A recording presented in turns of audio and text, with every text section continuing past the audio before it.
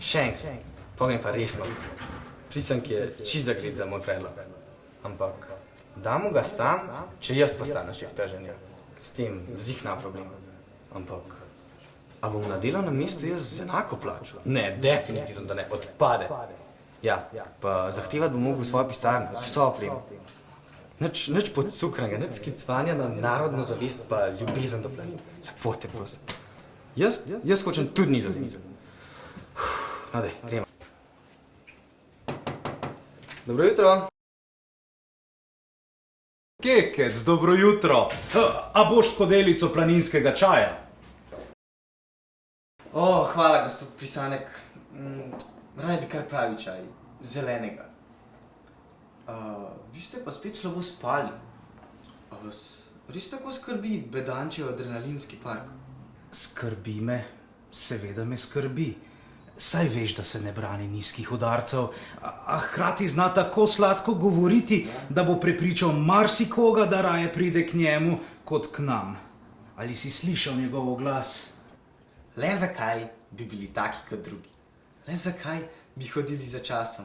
Le zakaj bi odšli na sprehod v naravni park, če lahko naravo pri nas doživite vznemirljivo, drugače in nenavadno?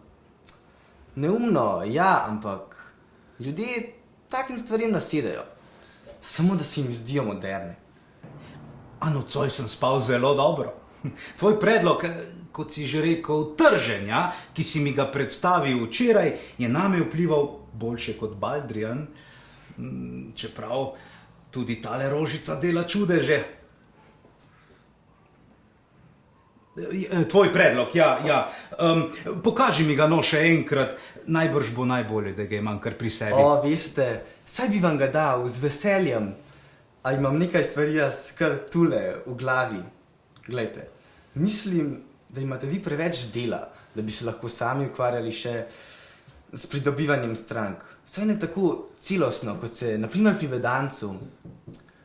Mogoče je le čas, da bi razmislili, ali podjetje, kot je naše danes, le ne potrebuje osebe, ki bi se ukvarjala z oglaševanjem in našo javno podobo.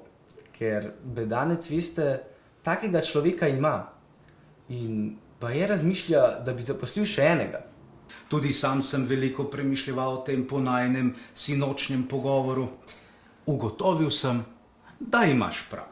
Potrebujemo svež veter, saj veš, drugačen pristop k ljudem, sveže ideje, ki bodo blizu tudi mladim. Ker si načrt že zastavil, sem razmišljal, da bi trženje prevzel kar ti.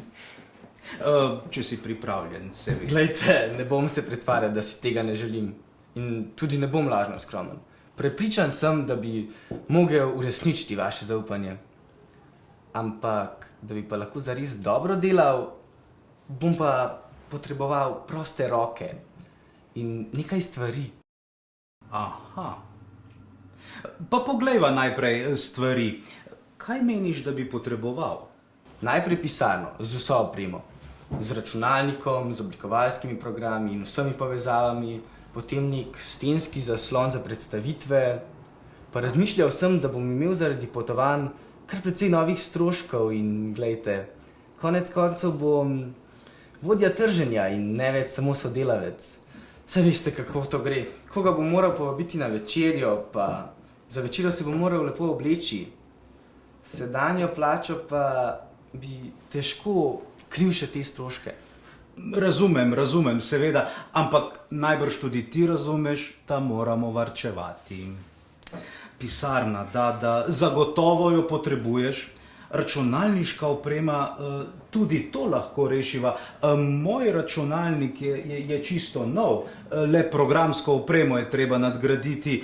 Jaz se bom že znašel s starim, večja plača pa, ja, saj veš, to bi za seboj potegnilo zahteve vseh drugih zaposlenih.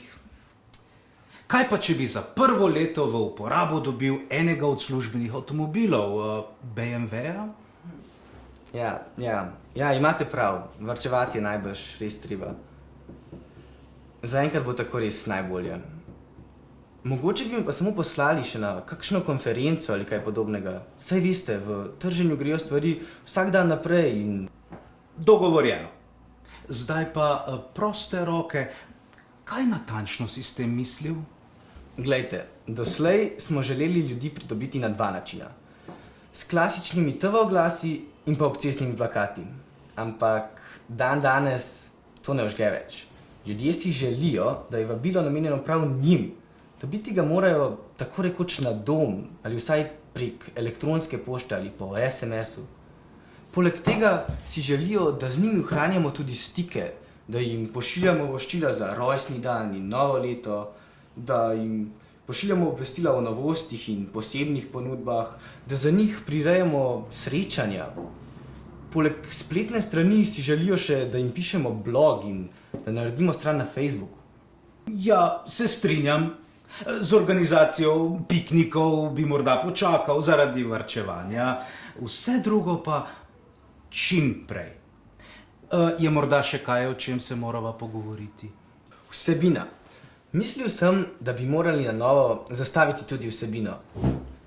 Posnetki našega parka so očarljivi in sklicevanje na ajdove žgance, kranjsko klobaso in slovensko planinsko tradicijo vžge pri marsikaterem Slovencu. Ampak, če mi želimo biti boljši kot Bedanec, potrebujemo tudi mlade.